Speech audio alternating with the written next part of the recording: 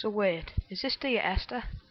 So today I'll be answering what this game's about, what the game experience is like, and whether it is actually worth buying. So Dear Esther is a single-player experimental ghost story computer game developed by indie game developer The Chinese Room.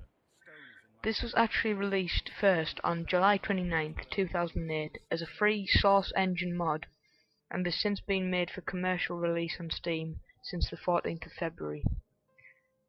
This game is about the player, us, progressing through the plot of Dear Esther via a series of voiced-over letter fragments to a woman named Esther.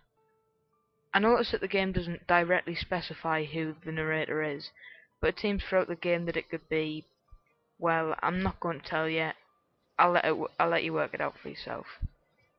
So the monologue fragments are triggered as we reach certain locations in the game. They're randomly selected for each location. This potentially causes lack of coherency, meaning that we have to draw our own conclusions to the game. So reading the description of the game, I found that this game follows a linear path on an uninhabited Hebridean island, which is a series of islands to the west coast of Scotland. A series of obscure visual symbols line the rocks of the island, most of which are chemical or electrical diagrams. The graphics of this game are superb. The game itself is a very beautiful game, and it's impressive how the game was actually made just simply from a mod. I think the game has a great storyboard, and the developers did very well whilst making the game, and the vocabulary and soundtracks in the game really set the mood, and the narrator's cinematic voice suits the scenes perfectly.